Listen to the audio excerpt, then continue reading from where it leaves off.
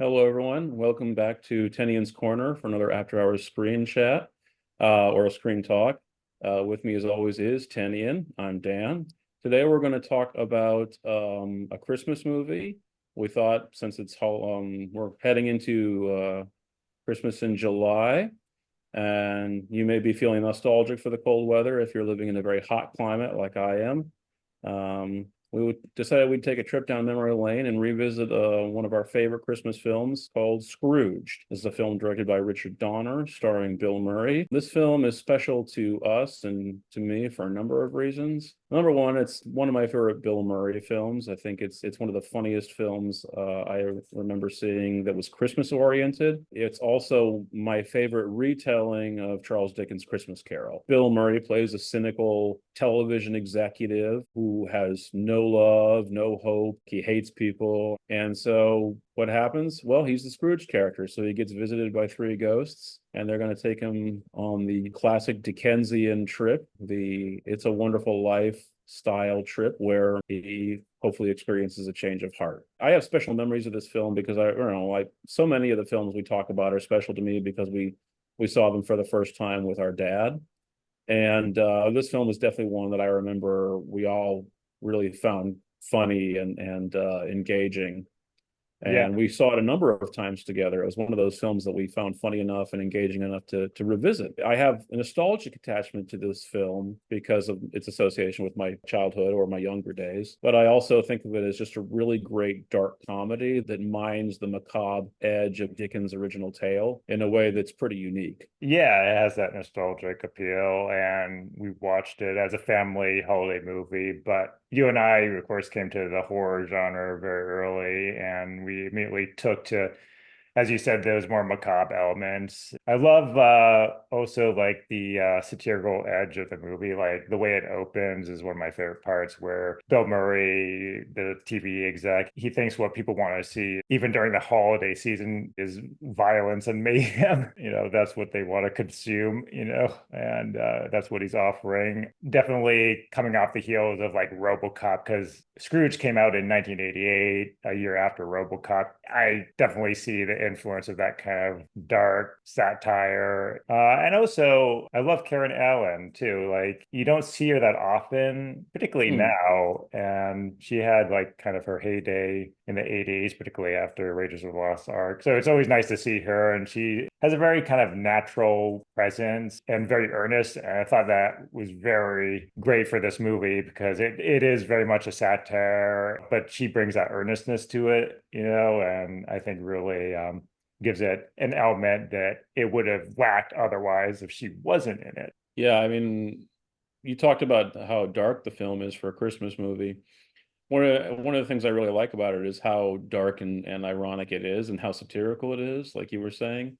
And it stuck out to me then and it still sticks out to me now. And even at the end when, surprise, surprise, uh, Frank Cross repents and has that classic turn that the Scrooge character is supposed to have, there's still this ironic edge at the end, right? We feel like we haven't totally that behind. Yeah. Um, and I think that the reason the film works, I mean, critical opinion was very divided at the time, but since then, the film, I think, has a really positive status.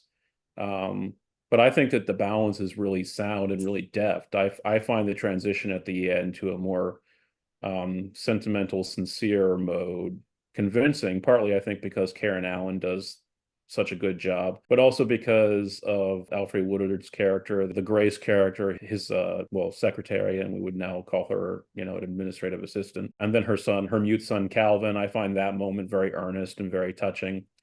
Um, so it's a classic case of like if you've really done a good job casting your film, then you can go to a very ironic, dark place, and the performers will get you back to where you need to be to a more balanced state. So if you've got Karen Allen and you've got Alfred Woodard and you've got Bill Murray, that's those are ingredients for a lot of success if you're looking to strike a balance between edgy and weird and ironic, and then more sincere and Yeah. warm and more Christmassy. You So I know think who the it, casting's really smart. oh yeah, and regarding the cast too, you know who it has in it? I actually forget his name, but the guy who plays like Clamp in Gremlins 2, and he also played Lex Luthor in Smallville. What's his name? John Glover. John Glover. Yeah, Yeah, I, I I made love. I made sure I looked him up because like he's just like anytime he appears, he's one of those guys like to me he's like Peter Lorre, right? I mean, anytime he appears in the film, I'm there for it. He Yeah, just I love he that guy. He's yeah. just so good at playing like a shallow status seeker. Like, Yeah. Well, and I think that's one of the great things about the film is that, you don't just have Murray bringing that dark, edgy element. The cast is full of these strange character actors who bring this yeah, indelible presence. So you've got John Glover who's playing Frank Cross's nemesis. You've got Bobcat Goldthwait as the fired underling that he puts through hell throughout the film. Robert Mitchum as his boss. I yeah. mean, it's just you've got all these heavyweight character actors doing just great work. Yeah, about Robert Mitchum. He was seriously in this movie reminding me of like Leslie Nielsen, like that deadpan delivery, and he's Sure. really funny in this. Like Yeah. his expressions and just the way he reacts off Bill Murray's character and the odd looks he's giving, and Well, I think that's one of the reasons the film is as funny as it is. I mean, yeah, Bill Murray like really plays that to the hill. You kind of like do get the sense yeah, that this character is really losing his mind at a certain oh point. It's touch and go whether or not he's going to be in one piece mentally by the end of the film, right? yeah, Again, just skirting that yeah, edge of it getting too dark and too weird for a Christmas film. Murray is just so consistently funny in this film. I yeah, mean, yeah, he manages to make just about everything funny, or at least he makes me smile. There's one moment at the end that I think holds up with any kind of warm, sentimental Christmas moment, and that's the end when Calvin, Grace's mute son, who hasn't said a single word ever since that tragic and thing that happened with his father, um, finally speaks. God blesses everyone. And yeah, Murray looks down at him, is just completely stunned and taken aback, picks him up. And that's the moment where the Murray mask drops. And I think here's something real, right? yeah, With all the irony, with all the edge and the satire, here's a real yeah. moment, right? That's the Christmas spirit right there. Oh yeah, And yeah. I feel very much drawn in emotionally in a way that is not true of any other part of the film, based Mhm. on my most recent viewing of it. Yeah. And yet I still think the film really works, right? I still think it's a great balance. And both of us too, with the holiday movies we were partial to as kids, like they always skirted the lines between like a horror, Mm, a Halloween film, and like a Christmas movie, like Gremlins is another mm. great example. Even Home Alone, has that whole like, has like kind of like a disturbing, undertone to it. Um, Well, but like 1,000 times more true of Scrooged, I think, right? yeah, I mean, yeah. Home Alone goes to a dark place for sure. There's always got to be that strain of darkness in any good Christmas movie. But Uh, yeah, Scrooged, for children, it has some, out there kind of gross out moments, like with the ghost of his old mentor coming back, and he's a rotting corpse, and like the mm, back of his head is, coming apart, and like mm. a rat or mouse is crawling out of there. The whole film really works because it goes hard for those ghoulish moments. Yeah, I mean, it's a film you could watch on Halloween just as well as on Christmas. yeah. So there you have that moment, you have that terrifying ghost of Christmas future, right? I mean Oh, the that's an authentically Reaper, basically. yeah, with like all these like ghoulish like spirits like in his torso. That was a great effect. That's authentically scary, That's right? really It's great. only because it's in a dark comedy that it's not completely terrifying. Yeah, of course, my Um, favorite, and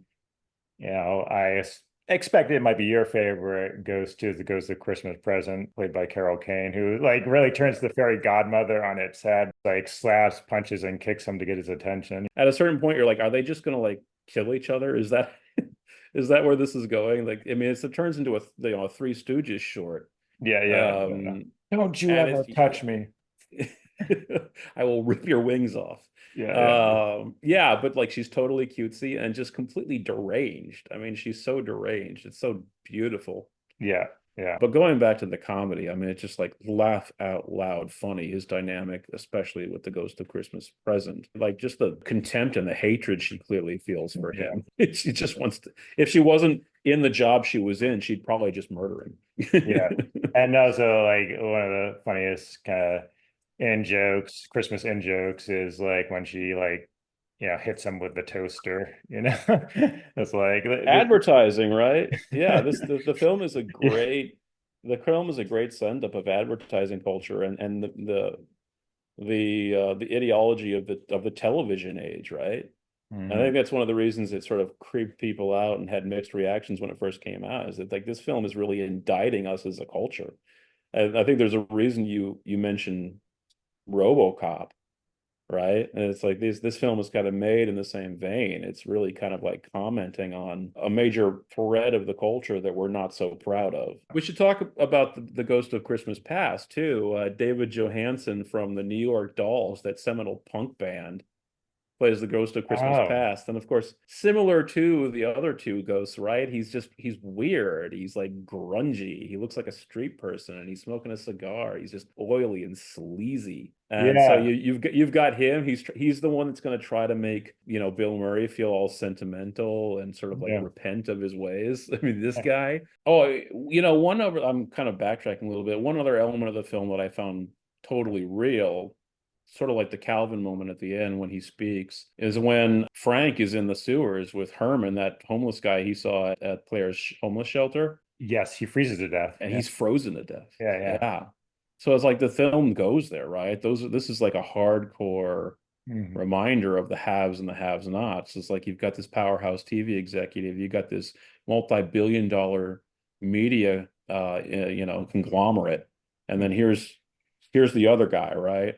Yeah. And then of course at the end you see Herman there as a ghost with the ghost of Christmas past, present, and future. But it's like this is like the most warped send up of the Return of the Jedi ending I've ever seen, right? I mean, Yeah. Yeah. it's like you've got like these Jedi warriors who have like the ghosts of Jedi warriors, but it's the ghosts of like this nightmare television industry, and these are the bodies that have piled up.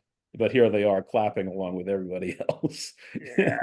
Yeah. And another like fun scene, a satirical scene is when he's going to the homeless shelter and just like shitting on the homeless and just not sympathetic, and still all about himself and his ego.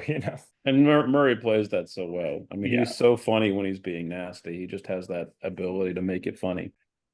But anyway, yeah, this was fun. Just a fun opportunity to talk about a film that you remember watching with the family, and it was also kind of like a gateway horror film in a way too, to seeing some more edgier, darker stuff. Yeah, and a really interesting film for that reason. It's also, I mean, I think a great comment on how interesting the original Christmas Carol is. What do the British do on Christmas? They tell each other ghost stories. There's something about the holiday season that lends itself to that kind of blending of The, moods. of the two, yeah, Nightmare Yeah. Before Christmas, right? They're the two seasons, Halloween and Christmas. There's always been kind of underlying connection, affinity between the two of them. So if any of you find yourself in a Christmas mood in the summer heat, for my money, you can't do much better than Scrooge, especially if you have a dark sense of humor. So please like and subscribe. This has been Tenian's Corner, our after hours screen chat. Tenian and Dan. We'll be bringing more content your way. And this has stoked me for Christmas films. I think we might do another. We'll see. Like and Yeah. subscribe, please. You'll see us again.